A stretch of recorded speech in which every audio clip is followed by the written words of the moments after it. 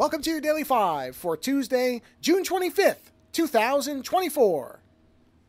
I have said more than a few times that when it comes to generative AI tools that I am largely neutral on them because I neither think that they are going to elevate humanity to the next level of whatever, and I also don't think they're going to become Skynet and destroy everything. But I've realized I have to refine that particular stance to say that neutrality is specific to the tools themselves, because every time, or certainly more recently, when some of the people in charge of these companies open their mouths, oh boy, does it pinpoint where the real problem with this stuff is. It's not the technology itself, but as usual, it's the people in charge of it. So the most recent flare-up was over comments by Mira Murati, I think I'm pronouncing that correctly, who is the CTO of OpenAI, and she was giving comments on what she thought generative AI's place in creative spaces were, and she said many things, and you can read all her comments if you want, or go watch the video, but specifically what a lot of people are upset over,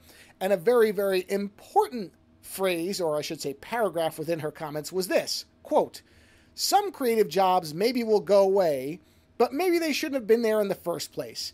I really believe that using it," meaning AI, "as a tool for education and creativity will expand our intelligence." And people got very upset. Now, the second part of that sentence, well, that's just blanket marketing material. You know, you could say that about anything, honestly, in terms of tools.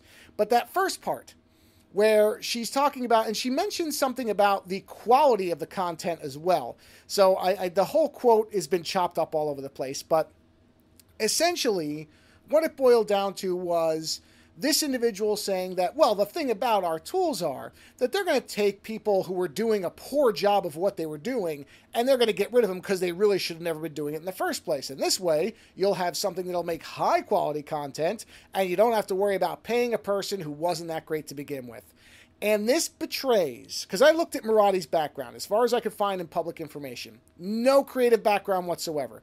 She is, from all accounts, a highly skilled, very intelligent mathematician who is a fundamental part of building OpenAI's generative AI tool. So this is not meant to say I think she's a stupid woman, or that she doesn't know anything, or that she's a fool, but her experience and her expertise is in a specific area, which is mathematics. Something I will freely admit I'm a dummy in. This would be like me saying that I think that mathematicians can be replaced by people who can draw numbers, because honestly, I don't think all that many of them were good at adding things anyway. What would I know about mathematics? I'm an art school dummy. I know about drawing, not adding things together, outside of like 2 and 2.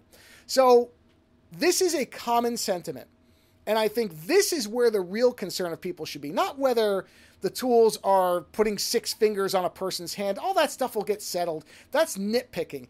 These people who have no respect, or I think even concept of what creativity is, of what creative expression is, they're the people we should be concerned about, not the tools. The tools, it's just like a hammer. You can build a house, you can kill somebody. Generative AI is no different.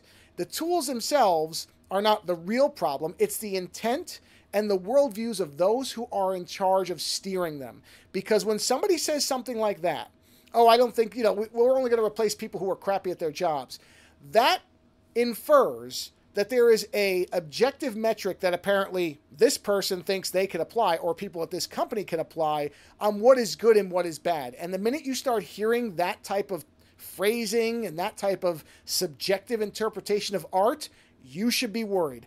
Art, the power, the thing that is wonderful about art is that it can be different things to different people. And somebody can look at a Jackson Pollock painting and be moved emotionally and wonderfully by it, and then I can look at it and I don't understand what anybody else is seeing in it. But that doesn't mean I don't think it should exist. It doesn't mean I'm the judge of whether it's good or not. It's not. But I'm not that person. That's what art does so well, is it can speak to different people in different ways. Art can actually be any number of things to any number of people, whether it's good or bad.